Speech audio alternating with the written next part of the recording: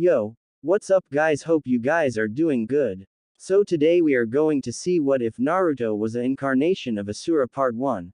Hope you will enjoy this video, so before we start please like the video and subscribe to our channel and hit bell notification, it motivates me to upload more fanfics for my lovely audience.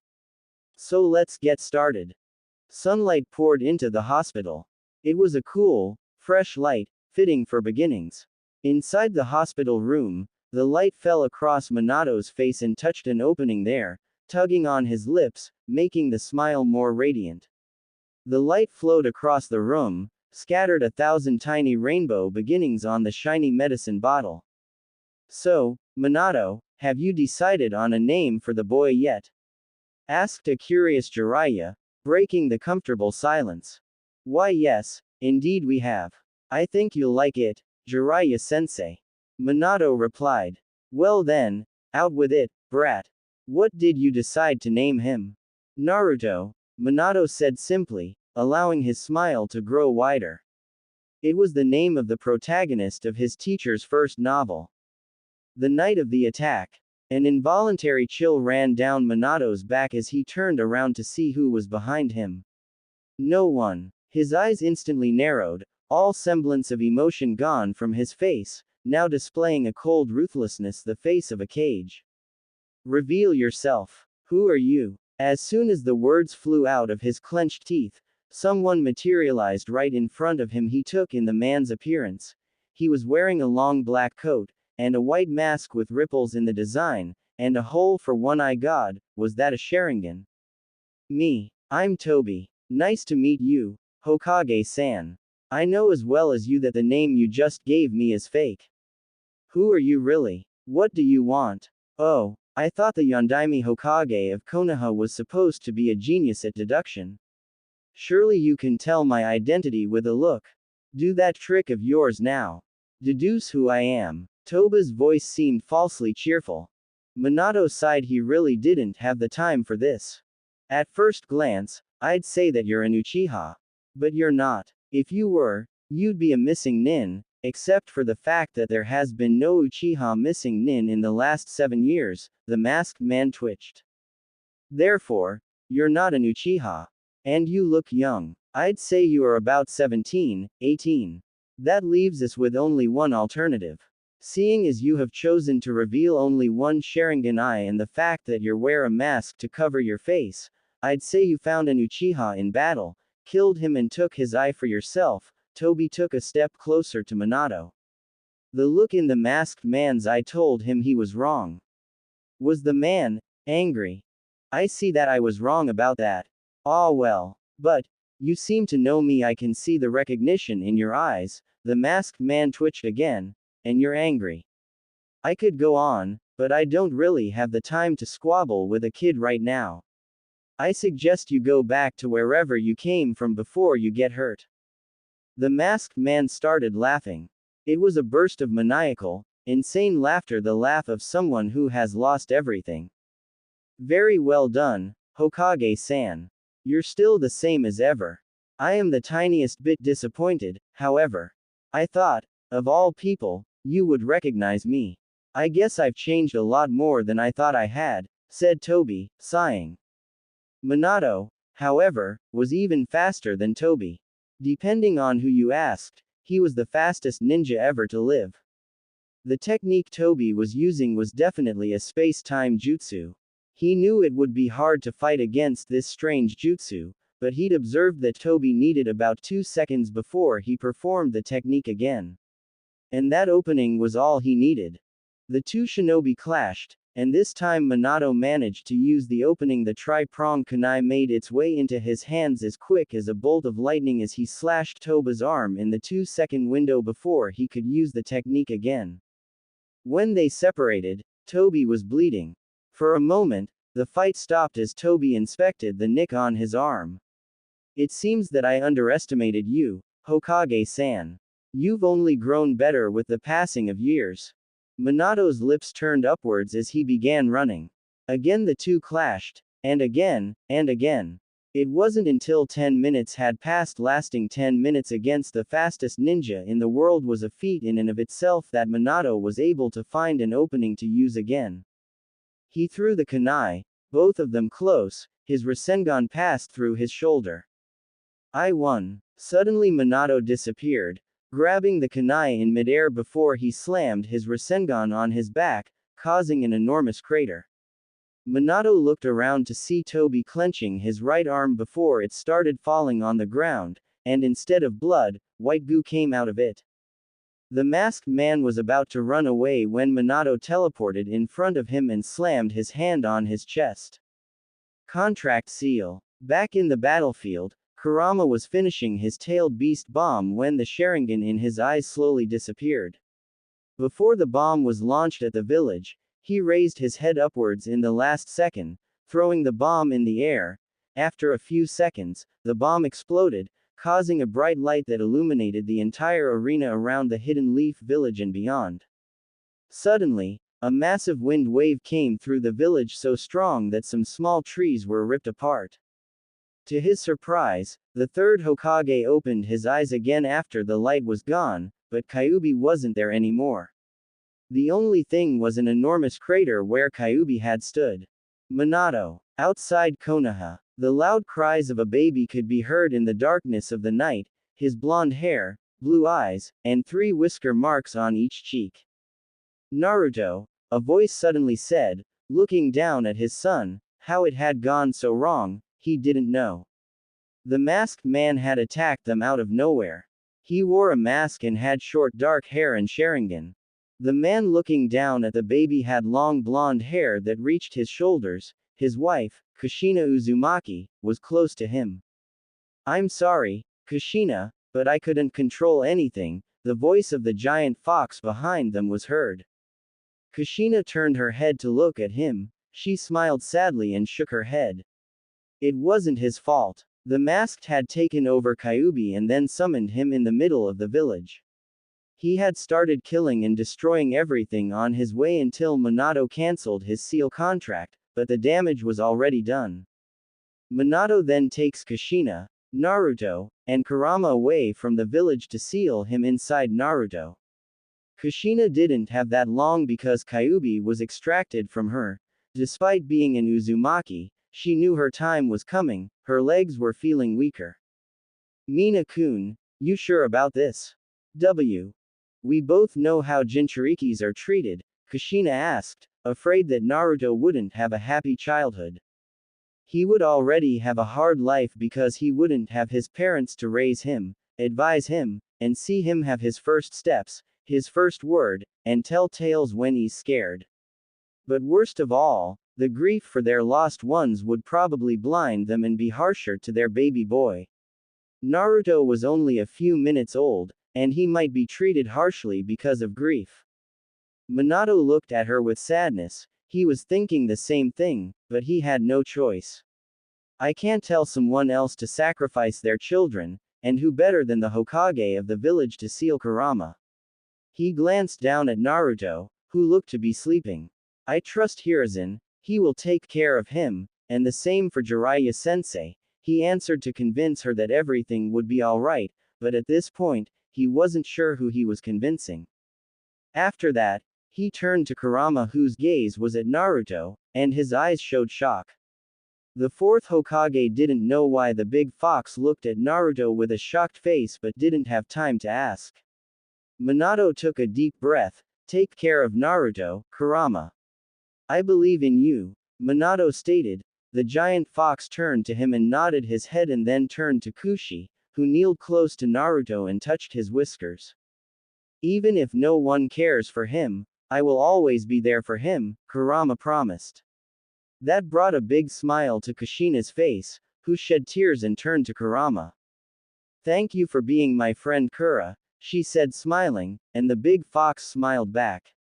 Minato then did a few hand signs to bring Shinigami. What do you want, mortal? The Reaper asked, his tongue licking his big knife. Minato was panting and turned to look at him with no fear in his eyes. I want you to seal Kyuubi inside Naruto, Minato demanded, showing no fear to the Shinigami. The Shinigami narrowed his eyes before nodding. Slowly Kurama shrank inside Naruto, who was still quietly sleeping. In his stomach formed a seal that looked like the Uzumaki symbol, a spiral. You have a few minutes, Shinigami stated. Minato managed to smile slightly before slowly walking up to Naruto, who was in Kushi's arms. She was rocking him in his arms. Tears rolled down her cheek. His eyes turned to look at Naruto's palms and noticed a sun in his right palm, and he turned his eyes to his left palm to see a moon. Minato wondered what that symbol was, but he didn't have time for that now, not anymore. Lying close to his wife, he looked at what their love had brought to this world. A beautiful boy, he is perfect in every way possible. His hands slowly reached Kushi's red hair, his thumb touching her soft and beautiful red hair. Kushina kept looking at Naruto. She didn't want to believe that their time was limited. How much she wished that she and Mina-kun could stay like this forever. Kushi-kun, we need to say our goodbye, she suddenly heard Minato's voice. She slowly nodded her head. She looked down at Naruto again. His eyes slowly opened to reveal ocean blue eyes like Minato. She smiled at her treasure, and Naruto smiled a little. He recognizes us, Kushina thought. Naruto, my baby boy, I know you will have a hard time without us, but you should know Mina-kun, and I love you more than life itself. You will eventually grow up and with the time will come naturally to like girls. Choose a girl who loves you, who's always there for your happiest times and your lowest points. And you will soon meet Jiraiya. Don't become like him, but he's still a good man who will take care of you. I love you, my Sochi, Kushina said, tears streaming down her cheek. Minato smiled at Naruto, and his son smiled back. Naruto, I want you to become what you want, do something that brings you happiness. Kakashi will be there for you as well, I know it. Please, if you become a shinobi, be strong and take care of your loved ones, and as your mother told you, chose a girl that loves you and is a bit hothead. Minato felt everything slowly darkening. The last thing he saw was his son crying in Kushi's arms before everything went dark and his head fell in the cold ground. Kushina's chest was barely rising. She could hear Naru crying in her arms, but her whole body started feeling numb, her legs first, and now her arms didn't feel anything anymore. Her eyes still at her treasure with her last strength, she smiled at him, and her chest stopped raising. Naruto started crying even more and not stopping. His blue eyes slowly changed, his pupil shrank, and his eyes began to change color from blue to metallic purple. The white area of his eyes completely disappeared and left the eyes completely purple. 3 rings appeared in a rippling pattern out from the center. His eyes stayed like that for a few moments before turning back to normal blue eyes. Hokage office. Sarutobi stood alone in his office, deep in thought. The only sound heard in the office was the sound of Naruto crying his heart out. He had been crying since the old Hokage found him. Despite him trying to cheer him up somehow, he didn't stop. He kept on crying and didn't stop. Because of the sudden attack from Kyuubi, the hospital of Konoha was full of injured people. The nurses and doctors left were doing everything they could to save people. To the old Hokage's surprise, a medical ninja checked on Naruto to see if he needed anything. Naruto was perfectly healthy and just needed milk. A nurse feeds Naruto, but the newborn starts crying again after that. Hokage didn't understand how things could have gone south so quickly, and the place was secured, so why did this happen? Minato was there to make sure Kyuubi would not escape, but it seems that wasn't enough. Earning a headache, he massaged his temples. How Kyuubi escaped and ended up attacking the village was a mystery, but the old Hokage had another question on his mind. The strange symbols in Naruto's palms, a sun, and a moon. After he had put Naruto in the crib, the old Hokage had started searching through books to find anything that might help his situation, but it seemed there was nothing there. Suddenly the door opened. Inside came walking a pale-looking Jiraiya. His usual happy face was gone. Instead, a frown had conjured his face. The last time the old Hokage remembered his student to look like that was when Nawaki and Dan had died on the battlefield. Tsunade still hasn't been able to move on since Dan died. Jiraiya, what happened? Jiraiya interjected him. The old Sanin had been outside the village to do his spying duty when he received a toad informing him of the tragedy in Konoha. Originally he had wanted to wait until Naruto reached 1 month old to see him, but instead, he got information that his prized student wasn't anymore, his son in all but name. I don't know how it happened. Kyuubi showed in the middle of the village out of nowhere. Minato took him a few miles outside Konoha to seal him inside Naruto. Kushina had not been able to survive the extraction, and Minato sealed Kyuubi using Reaper Death Seal, the third Hokage said with a grave tone, barely a whisper. Jiraiya closed his eyes and took it all in. His student was gone, how it could have gone so wrong. He felt tears in his eyes, but he didn't want to cry now, he shouldn't. He opened his eyes again, took a deep breath, and looked at the blonde bundle that had fallen silent in the room. It seemed to be tired of crying and had fallen asleep. Walking over to him, he noticed his sunny hair like Minato, whiskers in each side of his cheek. His cheeks were red and puffy, and the same for his eyes. Looking at him now, Jiraiya could see the similarities. Looking closely at his face, for a moment, he felt like it was Minato. Moving his head away in fear and sadness, he couldn't look at him right now, and it reminded him so much of Minato. He felt his sadness rising all over again, like a violent river taking over all his body to the darkness of abysses. Jiraiya. His thoughts were broken when he heard the voice of his sensei in his ears. Pinching the bridge of his nose and wiping away unshed tears, he turned his head around, almost feeling heavier.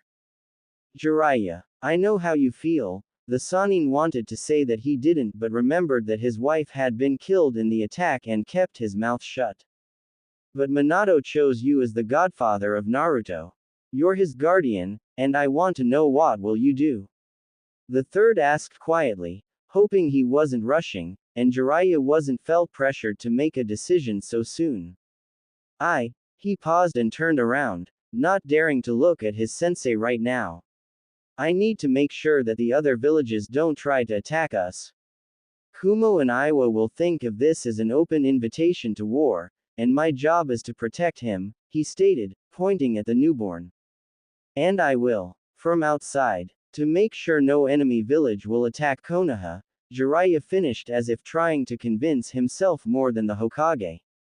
Sighing, he knew they needed what Jiraiya was implying.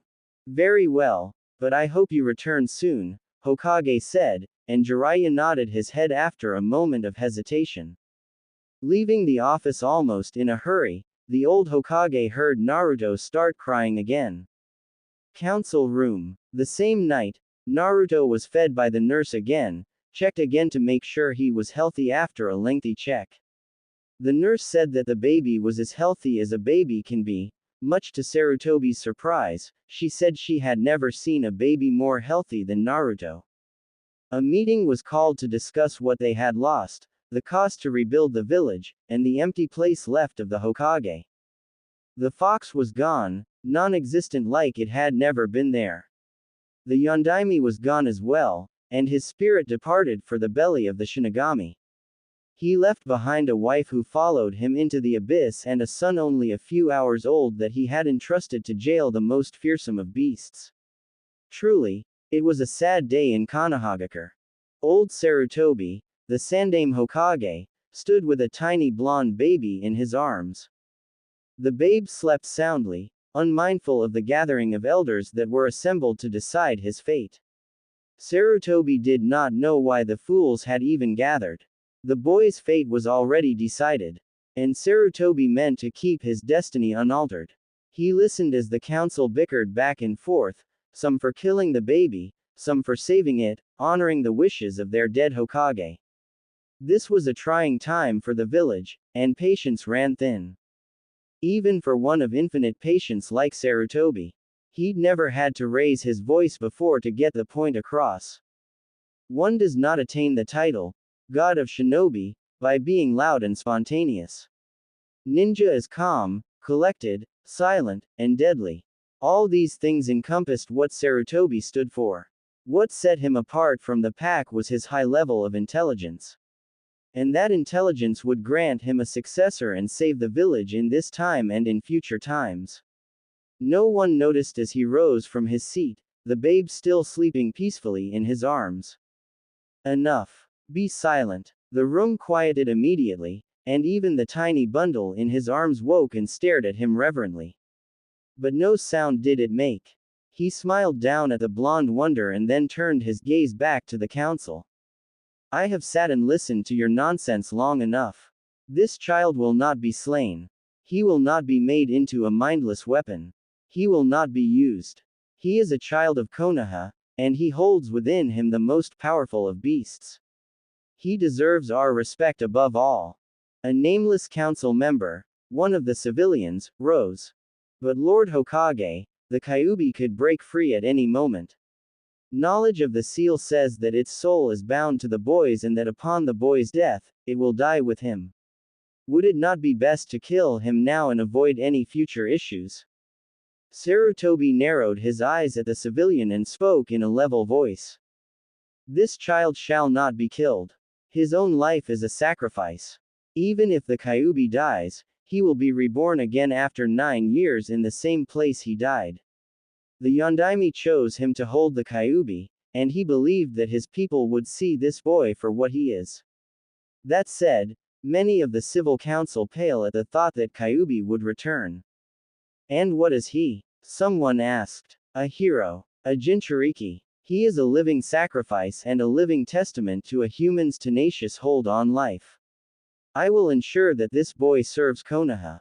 I might love the people of this village, but if the leaders themselves can't tell the difference between a harmless child and the most murderous of all demons, then how can I trust the villagers to let him live a peaceful life? He lifted the child and held it out for all to see. The blonde babe giggled and flapped its arms merrily. Sarutobi allowed a small smile to cross his face. Now then, look upon this child and tell me where the malice is. Where is the unbridled hatred and rage that the Kyuubi exuded? Where is the fear that should be present in all of you if he were the Kyuubi? But it could be a trick of the Kyuubi to lure us into false hope. It could be pretending to be harmless. Sarutobi frowned and wrapped the baby back up in its swaddling clothes. And how exactly is that child different from any other newborn? What newborn doesn't look upon the world with wondering eyes? This baby has been born into a cold, harsh world on the worst night of our village's history. He will be ostracized and hated if he mingles amongst the villagers, and I will not have that. I will ensure the boy grows to be a ninja of exceptional quality. I will ensure that he is pure of heart and loyal to the village. And how do you mean to ensure all that? I will be busy in my job as the Hokage, but I will visit him every now and then, making sure he's happy, Hokage responded to Danzo, who glared at both the old Hokage and the newborn weapon. Hiruzen had decided to keep a secret about the weird symbol in Naruto's palms, and he didn't need more attention than he already had. A man from the clan head stood up. The man was known as Fugaku Uchiha. Lord Hokage, let me raise Naruto. The Uchiha clan would welcome him with open arms. Fugaku spoke with a neutral tone. At first, he wanted to mention that Kushina was a good friend of his wife, therefore, she would be more than happy to raise Naruto, but he wasn't sure yet if the old Hokage would reveal to everyone whose Naruto's parent were. Danzo narrowed his eyes while Hiruzen's facial expression didn't change from the outside. No, if I were to give Naruto to any clan, their power and influence would increase, therefore breaking the balance in the village. Naruto will be raised in an orphanage, Hiruzen stated, ignoring the glare of Danzo. Fugaku sighed, disappointed since he could be a good friend with Sasuke but decided to keep his mouth shut. Sitting back in the chair, Sarutobi decided to end the meeting. This meeting is over, Sarutobi spoke and left the room with Naruto, who was sleeping. Walking outside, Shukaku Nara shook his head in disappointment. he turned to his friends and gestured for them to follow him out. Everyone left, and Danzo quickly reached his office. Closing the door, he snapped his fingers, and two weapons kneeled in front of him. I want you to spy on Naruto Uzumaki, blonde hair, 3 whiskers in each cheek, newborn, the Jinchuriki of Kyuubi. I want any valuable information, Danzo stated, and they both left as if they were never there, to begin with. Soon he will be mine. The sun blazed bright gold through the open windows of the Hokage's office. Summer warmth threaded its way even into the deep ravines of Sarutobi's wrinkled hands, easing the aches of worn joints and the onset of arthritis. Though he was faced with a mountain of paperwork 3 hours high, the Sandaime Hokage of Konohagakure spared a moment for the joy of a summer afternoon. He breathed in the scent of heated earth and leaves, a faint tinge of wood smoke, a whiff of compost. Even the sounds of his village floated upon the gentle breeze, a laugh here, the clatter of a cart there. A light rap on his office door. Come in, he called out, straightening the official hat where it lay, abandoned, on his desk. A tall man slid into the room, moving as if neither gravity's decree nor the limitations of joints and bones applied to him. The handle of a sword protruded from behind one shoulder. Hokage-sama is Naruto, the Anbu spoke, and the third flinched before immediately leaving through the window. Earlier, the streets of Konoha were crowded this morning as people returned from work and families went out for dinner. The murmurings of the crowd and its footfalls were loud as they were carried over the rooftops. In a small alley, a little nook of isolation, sat a young boy of 5 or 6 staring out at the crowd with a pair of sad-looking blue eyes. He had a home of sorts. A small apartment where he lived alone. But he didn't like it much there. Sitting on his bed alone and in silence was unbearable for him. For some reason, he preferred to sit as he was now. He was watching and listening to the crowd of people from a distance. Sometimes he would walk in the crowd pretending he was one of them. He would have switched places with any of them if he could. If he walked next to someone for a bit, he could almost imagine he wasn't alone. But the look in the eyes of the crowd when he was out in the open was just as bad as being alone in its own way. Those eyes made him feel cold, and the warmth people had just shown on their faces drained away when they noticed his presence. It felt as though he had done something wrong, but he could never guess as to what it was. Even now, as he sat watching, a few people passing by would notice him, and he could instantly feel the chilling effect of their impersonal eyes. He ducked his head into his arms to avoid them. It was his only defense. What are you doing in there all by yourself? The boy looked up quickly, surprised by the kindness in the man's voice. It was an older man with graying hair at the temples who had spoken. His face held a pleasant smile. The kind of which the boy had often seen but never actually received. Words escaped the blonde child in this unfamiliar situation. He merely just looked on as the man took a few steps into the alley so he could get a better look at the child in the dim light. Are you alone? What's your? The man stopped in mid-step, recognizing the boy.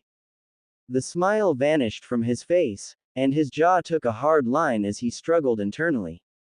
The boy felt the chill crawl into his heart as he saw the kindness and warmth dissipate before him. Again he wondered why. The man took a step back, his eyes clouding. It's you. I hope you feel every pain you brought to this village. He could only blink and watch as the scenario repeated itself. It was not completely uncommon for people to act like this towards him. The man was back at the alley entrance now. My daughter. The man shook his head at the floor. If only you had never come, she would still be. He was unable to finish the sentence as he covered his mouth and left. A few in the passing crowd noticed and watched the boy for a time before they continued to wherever they were going. The small blonde boy just sat there unmoving even after the man had left. His body and mind were felt numb from the cold he felt in his heart. He would cry, but he couldn't. Something in the way people treated him made him feel as if it were his fault. That they should be the ones crying while he had no right. People ignored him, everyone ignored him, they didn't harm him physically, but they always gave him hateful looks. Naruto heard the whispers around him, calling him a monster, some called him demon, but the little blonde never understood why. Despite no physical harm, the glares and the words and the loneliness he felt every day was worse than any harm he could receive. He was kicked from the orphanage when he reached 4 years old and forced to live in the streets until an Anbu with a dog mask found him. The following day, the Hokage gave him a place to live, a roof above his head to live alone. The Hokage was kind, but whenever he asked him, "Who were my parents?" he would answer him that they gave their lives for the village, but nothing else, just a vague answer with no real meaning behind it. Other times he would try to change the subject, but Naruto noticed all that. He could feel that the Hokage lied to him, but he was the Hokage and not him after all. Compared to him, he was just a child with no people to look after him, with no power to protect himself. Naruto was only a little kid with no one around, no one to call to-chan, no one to call ka-chan, no one to call family. No one to love him. The word itself felt strange to Naruto. He knew what it meant, but at the same time, he didn't. He had tried a few times to talk to children of his age, but their parents would always pull them away, telling them that Naruto was nothing but trouble. Naruto had wanted to read books to pass the time, but the orphanage made sure to never allow his books until 3 months ago. Naruto didn't even know how to read or write. Learning how to read and write felt like the best day for Naruto. Hours passed, and he continued to sit there waiting for the sadness to go away so he could return to his empty home. The streets were empty at this late hour, and the city had quieted. It was in this deep silence that he thought he heard something. It was a faint sound, but it seemed to grow louder in his ears as he focused on it. It was rhythmic. Drip, drip, drip. He closed his eyes to focus harder. The sound grew louder still. It started to sound like it was right next to him when he opened his eyes and found himself somewhere unfamiliar. It was an enormous and very dark hall. The floor was only slightly flooded, but the water came up above his knees since he was so small. He pressed his lips together, feeling afraid. Only slightly, though. He began to walk, his curiosity growing as he did so. In truth, he did not want to leave this place. He did not want to go back to the ally or back home. While he was afraid, he also had an odd feeling about this place. Or maybe it was the lack of emotion. In any case, he recognized that he was not alone here. He walked till he came to an enormous gate that was locked tight. The type of which he thought was supposed to keep him out. Until he heard a raspy breathe from within the darkness. Then it seemed more likely it was to keep something from getting out. The blonde peered into the darkness behind bars looking for the source of the breathing. Before Naruto could get closer to see who or what was behind the gate, he suddenly felt a gaze behind him. But he didn't feel malice coming from this one. No, this one felt calm, even calmer than the gaze of the Hokage. Felt like the feeling he got around in nature, a sense of peace and belonging.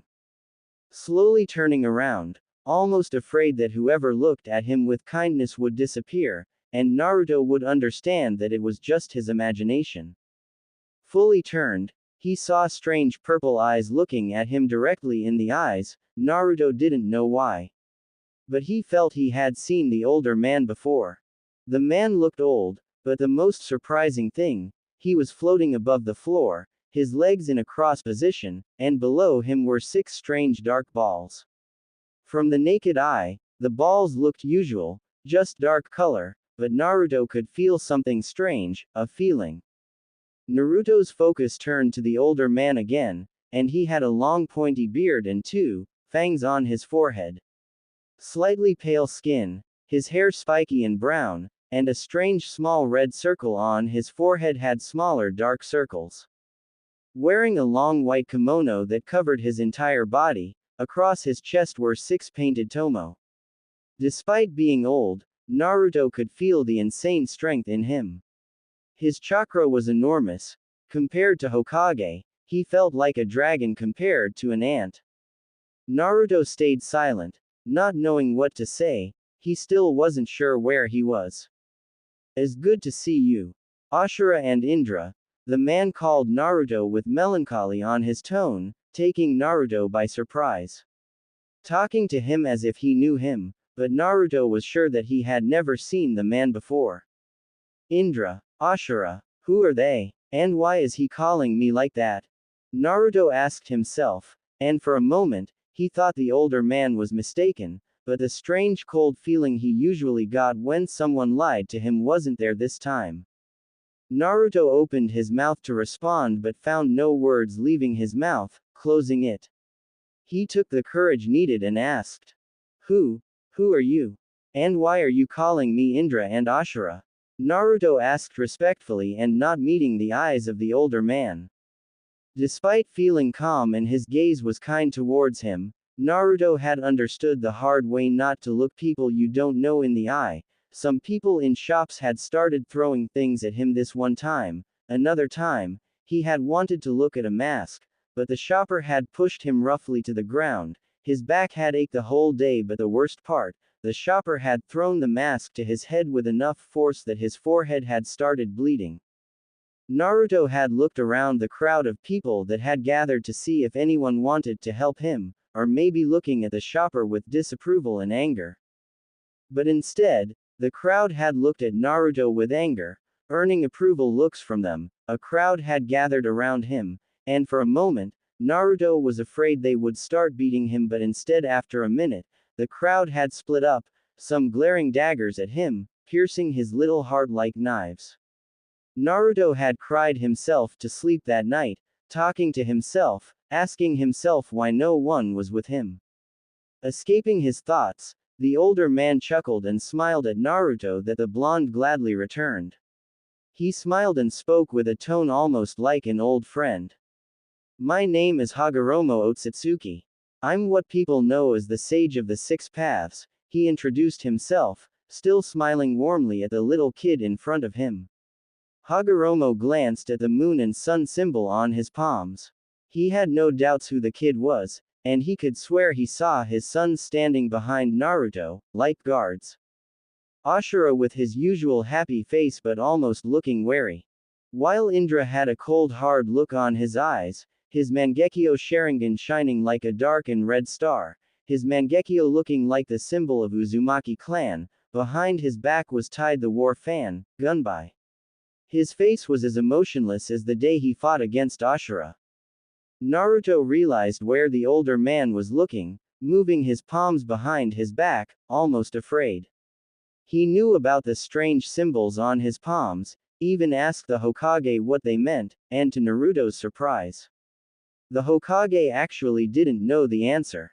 Naruto, of course, had tried to wash it away. He remembered one time, he wanted to wash it away for almost an hour straight without stopping, thinking they were the reason that people hated him after this one woman had called him a freak and that the symbol was there to show everyone, that he's a monster in human form. Hiding his hands away, he turned to look at the older man again with a confused look. "Sage of Six Paths?" Naruto asked with a tiny voice, almost afraid to ask, his eyes still focusing on the floor. Hagoromo frowned, his displeasure visible. He didn't really understand why the cage would let the village treat Naruto like this. It is almost like he wants Naruto to betray the village. The Jinchuriki is supposed to be the most secret weapon of the village. Literally, everyone in the village knows his identity when it is supposed to be top secret so that the information wouldn't come out and no enemy shinobi would try to assassinate him, and therefore getting rid of the most powerful asset of the village. Not only that, but the Biju would be revived in the place he died, and without the fourth Hokage this time, and without an Uzumaki to hold the insane strength of Kurama, the village would be destroyed. Knowing the kid didn't know who he was, Hagoromo smiled again, trying to ease the tension the kid was feeling. "You don't have to be afraid of me, Naruto. As for who I am, people around the world know me as the father of all shinobi. I walked this land almost 2 millennia ago. Naruto gasped at the information and immediately bowed his head respectfully. But decided to say nothing since he didn't know it would be appropriate to talk without being asked. As I said, you don't need to be afraid. And we don't do that here. I'm sure you have questions, so feel free to ask away. Hagoromo spoke with a kind tone. Naruto said nothing but could feel that the old man truly meant it, so he took a step forward, his hands slowly moving in front and not hiding behind his back anymore. Slightly relaxing, he decided to ask a question. Why are you here? And how are you alive? Naruto asked, but almost sure that the man in front of him couldn't be alive, at least not in the way humans are usually alive. Hagoromo chuckled at him. I'm not really alive, and I won't be here for long. I'm here because of you. Hagoromo spoke and pointed towards his palms. Naruto, understanding, looked downwards at his palms almost in hesitation. You know why I have the weird symbols? Naruto asked, looking back at the older man again. The moon and the sun shows that you're the reincarnation of my sons. Asura Otsutsuki and Indra Otsutsuki, Hagoromo answered and saw the gears working on Naruto's head. After a second, Naruto raised his eyebrows. Reincarnated? Exclamation mark. Why? Naruto asked, but at the same time, he couldn't really believe it. He knew a shinobi could do many things, but reincarnation is something he had never heard of. Again, he didn't know that much since his sources of books and materials to read and earn knowledge were very limited. The old Hokage gave him enough to eat and drink and buy a few things, but sadly every store sold him at 3 times the price. Therefore leaves him almost no money to spend on books, much to his annoyance. Naruto had wanted for some time to ask the older man to give him more money probably, but figured he didn't have more, but at the same time, Naruto wondered if his parents had left him anything. If they were shinobi, just as Hokage stated, then the chances that they must have left something to him were high. My son Asura and Indra were brothers but at the same time, enemies. My son Asura believed that people working together is where the true strength comes from, while Indra believed that only your own strength mattered. After I announced that Asura would be my heir, my other son Indra betrayed us and started a war that never ended. My son Indra was reincarnated again in Madara Uchiha and my son Asura was reincarnated in Hashirama Senju. They fought each other, continuing the war. He stopped with pain in his eyes and looked directly at Naruto's eyes. Until you were born, he finished with a hint of relief and pride in his tone. Naruto understood what he meant but at the same time wondered why would that happen. He knew who Senju Hashirama was, the first Hokage was still known as the god of shinobi. He had never heard of Uchiha Madara, but he must have been strong from what Hagoromo told him. But this confused Naruto. He wasn't of the Uchiha clan. Hell, Naruto was sure that he didn't belong to any clan as far as he knew. He had the name Uzumaki, but no clan in Konoha had that name, and no one said anything about an actual Uzumaki clan. And he was dead sure that he didn't belong to Senju clan, so why would they be reincarnated in him? As if he could read his mind, Hagoromo raised his hand and spoke. The reason why is because you are a child of Uzumaki, Senju and Uchiha clan. Just like me, Hagoromo stated with a smile.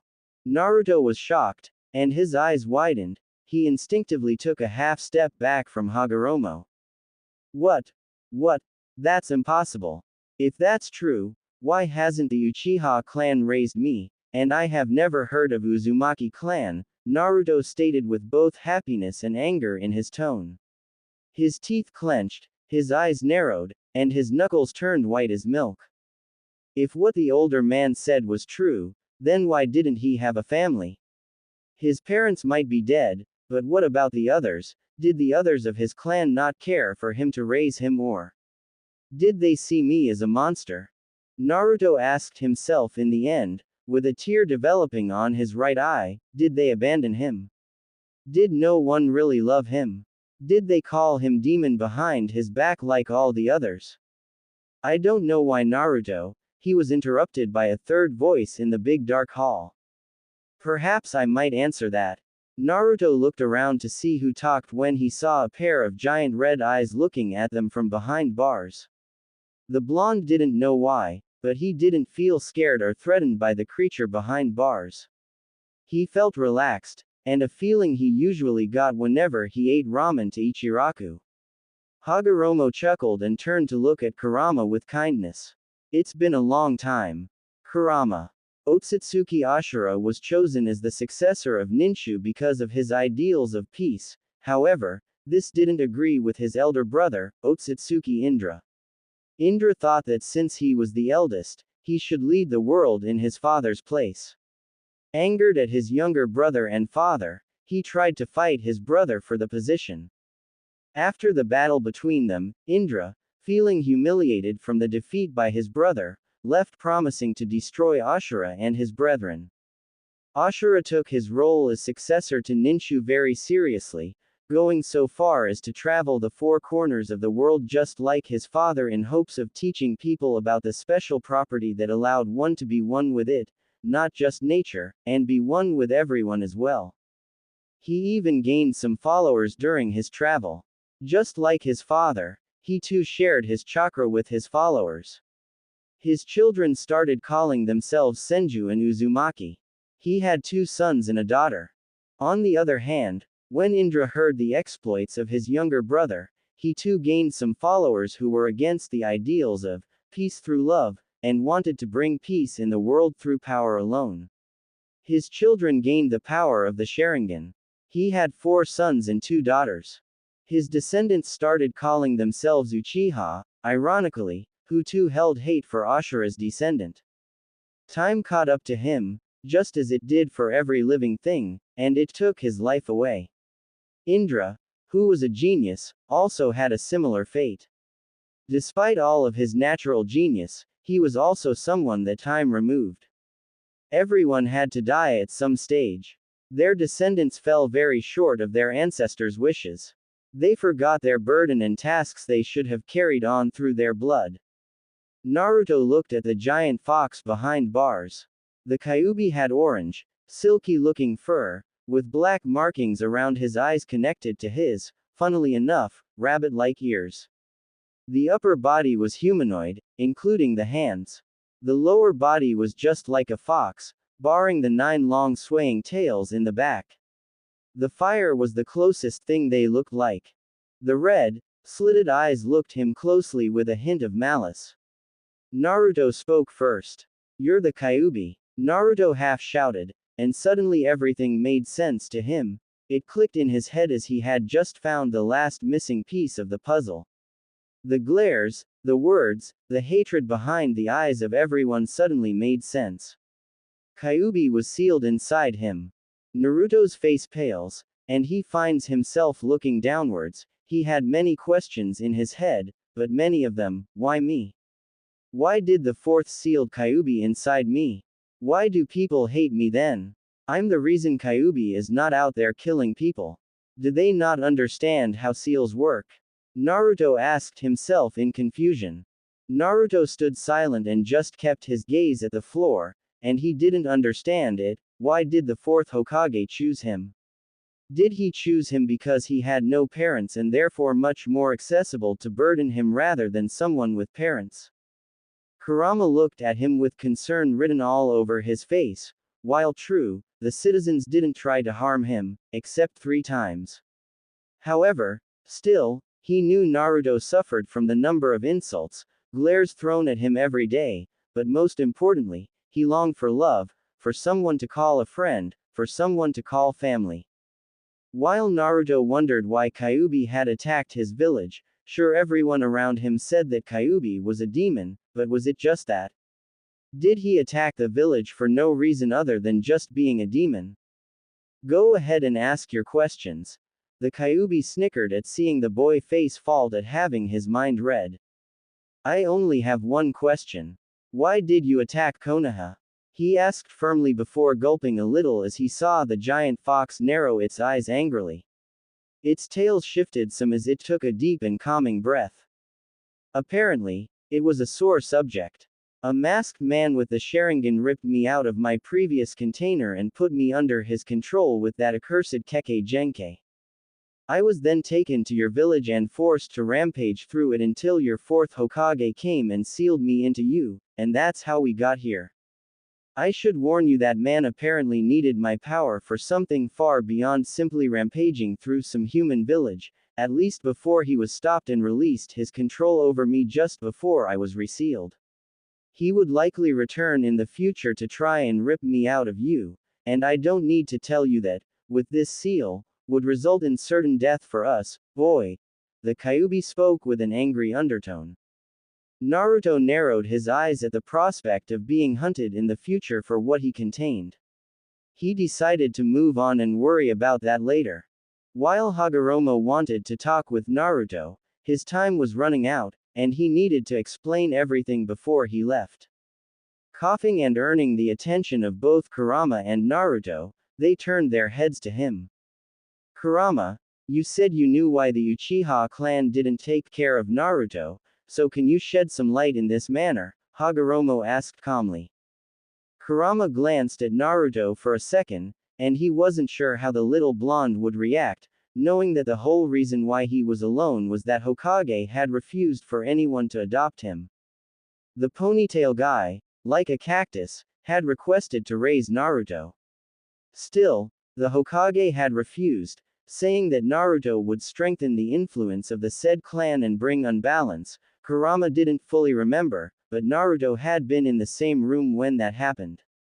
Kurama had listened to the conversation since Minato and Kushina had made sure that Kurama could help Naruto from the very beginning for anything and even talk to him even without Naruto being in his mindscape. Kurama, of course, understood why the Uchiha's clan request to raise Naruto was declined. They had suspicions about why Kyuubi had suddenly stopped and not thrown the Biju bomb in the middle of the village right before being teleported away by Minato. The Hokage declined any request of any clan to raise Naruto since it would bring unbalance amongst the village, and you can guess why families with no shinobi background didn't try to adopt Naruto. Kurama spoke with a hint of anger but sadness as well. Naruto's eyes almost fell from his eye sockets. Why? Why did you do this? Does he not know that everyone else hates me? Does he not care about me? Naruto asked himself and feeling his chest hurting like never before, tears rolling down his cheek. It wasn't enough that he lied to him about his parents but denied him the right to be raised by a family that could have loved him. His chakra started rising, and a loud cry escaped his mouth.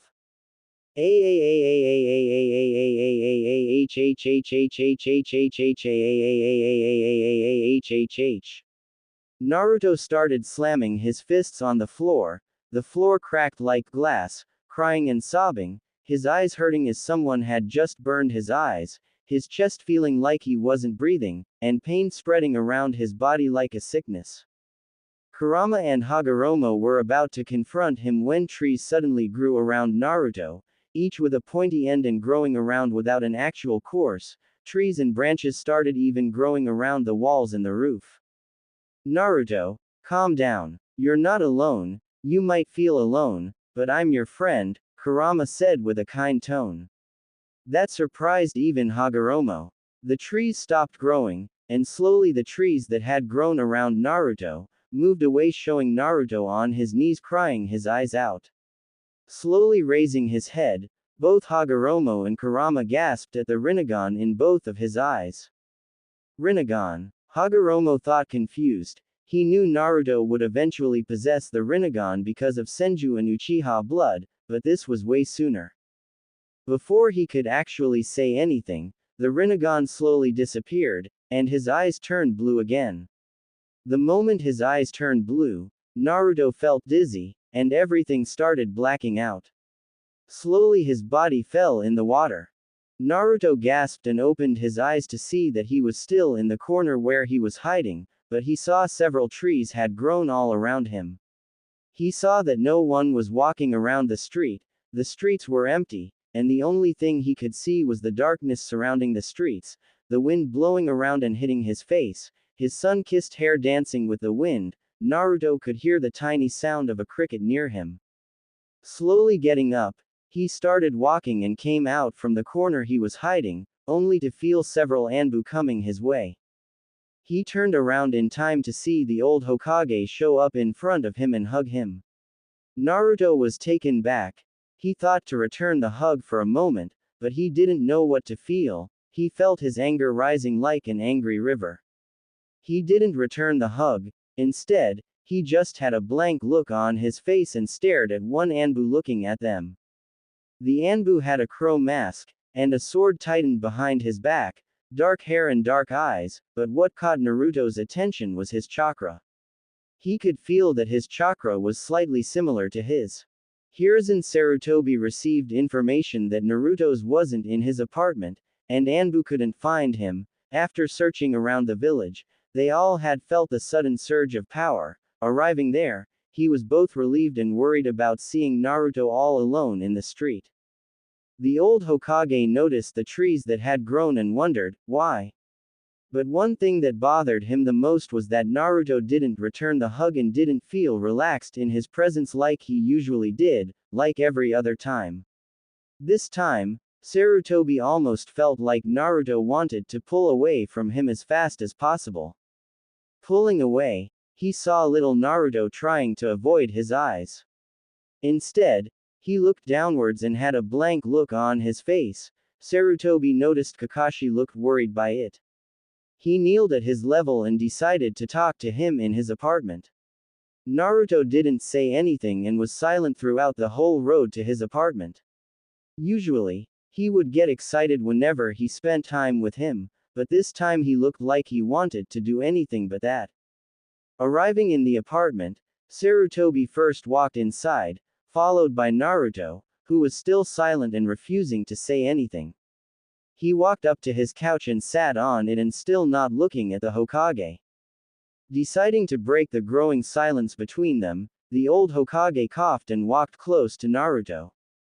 Naruto, what happened? Where were you? Did someone hurt you? Hiruzen asked kindly, softly grabbing his hands resting on his lap. Naruto flinched slightly from his contact, which Hiruzen noticed. Nothing happened. I just fell asleep, and when I woke up, I saw the trees, Naruto answered, not looking at the Hokage, still keeping his head down. Sarutobi sighed, knowing he wasn't telling the whole truth but decided not to pressure Naruto. Moving his hands away, he stood up. Do you need anything, Naruto? The old Hokage asked, wanting to know if the blonde needed anything. Naruto wanted to scream, I need a family, but kept that on his chest like a burden, and instead, he looked up at the old man. I need books to read. The library doesn't really like the demon spoiling their books. Naruto spoke with venom and spat when he said, demon. Hokage's eyes widened, not knowing that information. He hadn't thought that people might refuse to sell Naruto various essential things. Nodding his head, anything else? Sarutobi asked, but Naruto just shook his head, and Sarutobi left the room. Naruto clenched his fists tightly in his lap, his pants almost being torn from the strength of his fingers, his teeth clenched, and anger rising inside him again. Naruto, don't worry. If you need to talk to someone, talk with me, Kurama suddenly spoke inside his head. Naruto was surprised to hear Kurama's voice, and a small smile formed on his face. He closed his eyes. Thank you, but I still didn't get your name, Naruto said gratefully. My name is Kurama, brat, Kurama replied with a slight smile on his face. Naruto nodded his head in understanding and wondered why Kurama was kind to him. At the same time, he asked if he would ever meet Hagoromo again. He still had questions. From what he understood, Indra sought a single individual's strength, while Asura thought that true power came from people working together. Naruto thought that both had a right in that the leader needs to be stronger than the others to protect them while accepting the help of others and not relying only on his own strength. Sleep Naruto, tomorrow we will start training, Kurama said, and Naruto listened to him. Naruto soon reached an excellent training field with Kurama's help. and the Hokage had given him many books to study and even ninja weapons and tools to train. Naruto had woken up at 6 a.m., ate breakfast and left the apartment. Soon he reached the training field, and Kurama suggested to start by unlocking his chakra. Good, now to unlock your chakra, and you need to meditate, he said, and saw Naruto raise an eyebrow, wanting him to elaborate. What then? He asked, putting his hands behind his head. Well, when you meditate, you will feel this feeling, and you need to pull it towards you, Kurama added, remembering what Kushina had gone through. Naruto nodded his head fast and quickly sat where he thought was alright in a mediating position, holding the fingers of his hands together. Naruto could feel the grass softly touching his legs whenever the wind came around. He closed his eyes and started focusing on finding the feeling that Kurama was talking about. After a few minutes, Naruto felt a very warm feeling on his chest, warmer than even fire. It felt like a fire on his chest. Soon the grass and the trees around Naruto started growing. The grass started moving violently around Naruto, almost like from a strong wind flying around. The ground started splitting slightly around Naruto. The grass on his right side caught ablaze, and on his left side got soaked wet. In front of him, the grass was split in half, almost like from a blade, and behind Naruto, the grass turned brown and crumbled like earth. Suddenly his chakra exploded. Naruto released his chakra, but the chakra risked being felt all around the village. Kurama made sure to close it before the whole village came here to see what was happening. Opening his eyes, Naruto saw the results of his chakra. A few small trees had grown around him, and the grass was a mess around him. While this happened, in a branch close sat a weasel-masked Anbu, Uchiha Itachi. The eldest son of the Uchiha clan leader was among the most trusted Anbu of the Sandaime Hokage, along with Inu aka Hatake Kakashi. Graduating from the academy at the age of 7 and joining the ranks of elite Anbu at the age of 11, Itachi was considered the greatest prodigy from Konohagakure after Minato Namikaze and Hatake Kakashi, and his clansmen even said that he was the second coming of Uchiha Madara. As he sat atop the branch of a tall tree, he keenly observed young Naruto, who appeared to be meditating to unlock his chakra. It had been over an hour, and Itachi was immensely impressed by the boy's patience. Usually, children this age tend to be impatient and hyperactive. He was confident Naruto had reasonable control over his mind. The weasel-masked Anbu was one of the few people who knew that Naruto was the legacy of their late Yondaime Hokage and his wife, Kushina Uzumaki. Having known Minato and Kushina personally, and Yondaime was like a father figure to him, his mother had once said that she planned to threaten Hokage for not letting her adopt Naruto, but father was able to talk to her down and not do something reckless. As Kakashi had left the village for some urgent mission, he had asked Itachi if he could look over Naruto, and he had readily agreed to keep an eye on the young boy. He knew what the boy contained, and because of that, the kid had no friend growing up whatsoever, and it reminded him a little of his own childhood. Because those who held great power often find themselves standing alone even in a crowd full of people. Uchiha Itachi in no way was an arrogant person, but he knew he was a powerful and intelligent shinobi, and he was yet to reach his prime age. He was startled when the blonde unlocked his chakra and caused havoc in the training field. To say he was surprised would be an understatement. He wondered how could a kid have this much chakra, and he knew that wasn't because of the Kyuubi. You can come out now. I know you're there, said Naruto. Opening his eyes, he came face to face with a boy wearing a mask around 11 or 12 years of age, waving down at him. Hello, Naruto-kun, said the weasel-masked Anbu kindly, as he offered his hand to a slightly wary blonde. Naruto didn't move a muscle for a few seconds as he blankly stared at the masked shinobi in front of him. Due to his lack of positive interaction with people growing up, he was always wary of them. He smiled in return as he did not sense any negative feelings from the masked Anbu. Who are you, and why is an Anbu spying on me? He already knew the answer. Cautious, huh, it's a good thing to be, stated the weasel-masked Anbu as he lowered his hand. You still haven't answered my question, said Naruto, as he was still trying to sense any emotion from the masked Anbu. Staring at the young boy for a few more seconds, Itachi removed his mask, revealing his face. Naruto was mildly surprised by the shinobi's actions.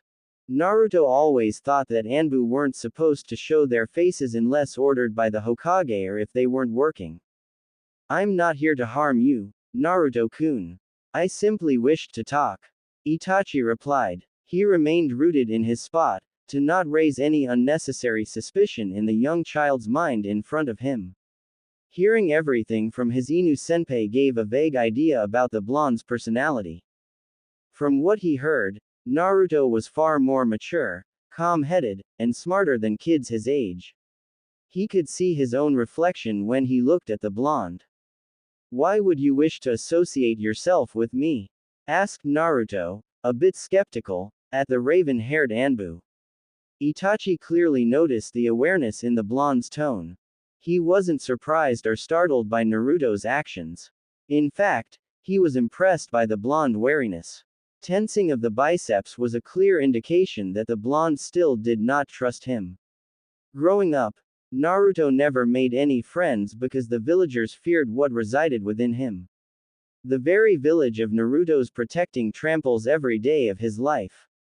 After all, it is human nature for people to fear for what they do not understand. Closing his eyes for a few seconds, he took a deep breath and made up his mind about what he had to do. He wasn't a very impulsive person, but this was something that he really felt like doing. Itachi calmly walked closer to Naruto and poked him on the forehead lightly. As Naruto looked up, his eyes widened as he saw the small smile that was present on the shinobi's face. At that moment, Naruto felt a wave of happiness wash over his mind. You are not what people think you are, Naruto. The villagers are misguided and blinded by the hate that shadows their minds. Do not think so low of yourself. The shinobi world we live in is indeed a ruthless place. But we shinobi are those who endure for a reason and protect what is important to us. Itachi explained. His mother had told Itachi to look after Naruto whenever he could, and if he could, sometimes help him as a big brother would. Naruto gave him a smile in return as he himself witnessed the horrors of shinobi life from Kurama's perspective. So are you going to give me your name? Asked Naruto. If Itachi was embarrassed at the moment, he did not show it on his face.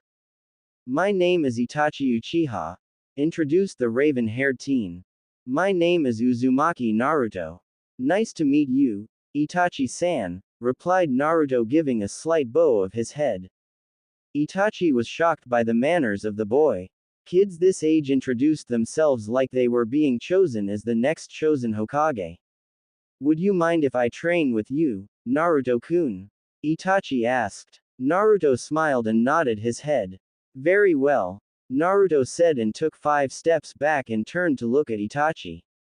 The young Uchiha knew Naruto had no real stand in taijutsu but decided to fix it once after this spar. Soon they both rushed towards each other.